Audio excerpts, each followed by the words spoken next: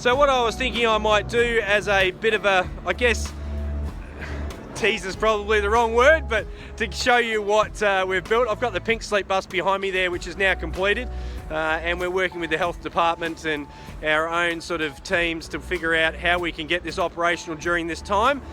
So that's proving to be a little bit tricky with volunteers and social distancing and all those sorts of things, but you know, these are challenges that we have to work through like everybody else does in business and in charity, so we'll work through that and do the best we can.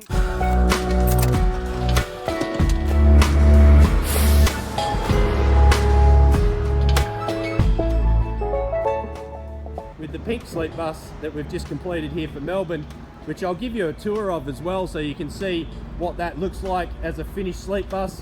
And as you can see, once they're painted and the signage goes on, looks amazing. Okay, so let's go inside and I'll give you a tour of the pink sleep bus. So here we are, we're inside what is the caretaker's cabin, so the volunteers' cabin, and this is where they can stay all night. It's also obviously the driving area in the front of the bus as well, but I'll give you a quick tour of what's in here and how it all works.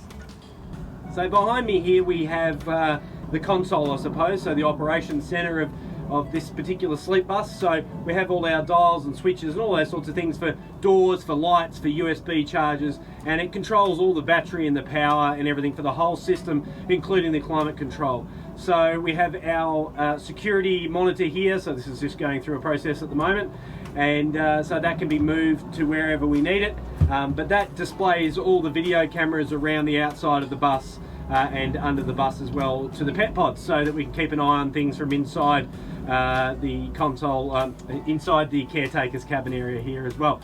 That monitoring system is also monitored by our third-party security company as well, so they keep an eye on things for us as well. They do regular patrols and those sorts of things, so that's sort of how that was. I'll give you a quick look at some of the switches there for those who are interested in those sorts of things. Our climate control, so there's two of those, two air conditioning and heating systems throughout the bus, and it's all ducted into each pod. And then we have our light switches, we have our door switches, pods, so that's all for the lights and speakers and all those sorts of things inside a pod.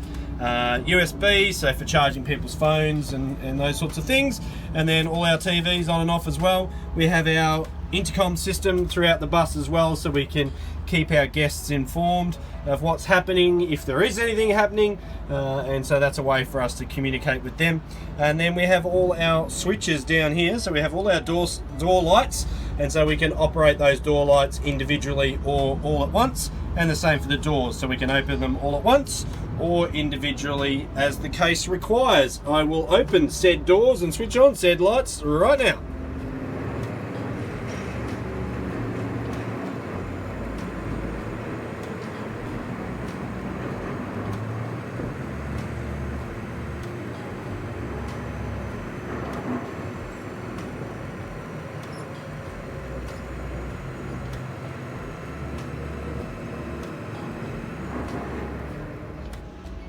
So here we have a typical single sleep pod.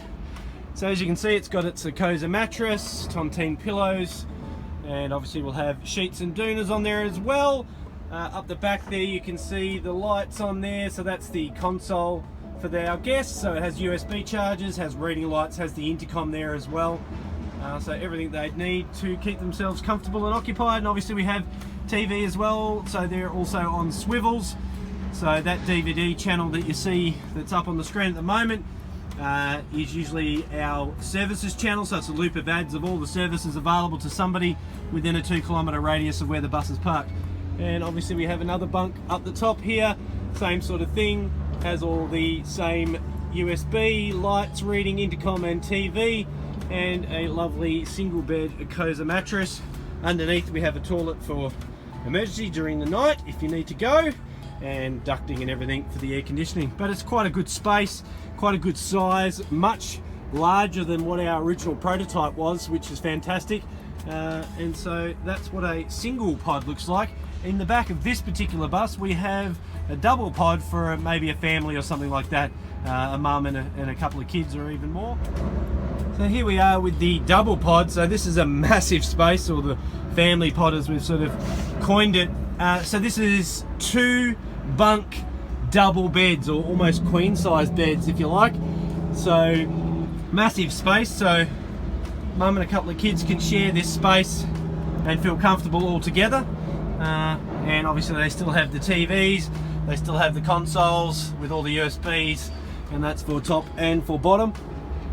And all the doors that open up on the side of the bus there, as you can see with their lights on, they also act as our weather shield, our veranda if you like. So hot, cold, wet, these doors can help protect us while we're onboarding people, which is fantastic. So that's become a really unique feature of what this bus can do, and how the new design is certainly improved on from the original sleepbus. So really pleased with how this has worked out.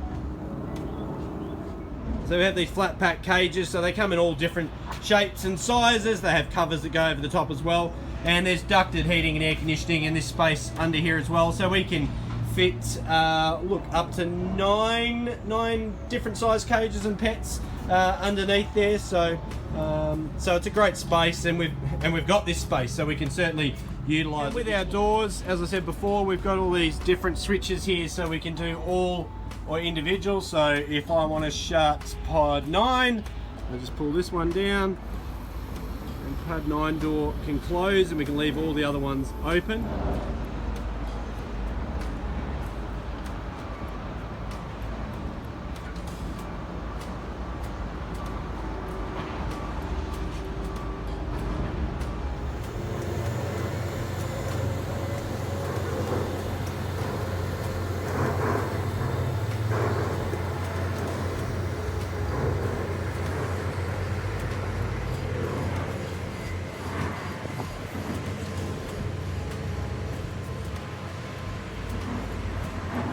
Okay, so there you have it. I hope you've enjoyed that tour. Thanks so much for your time. Thanks so much for your support.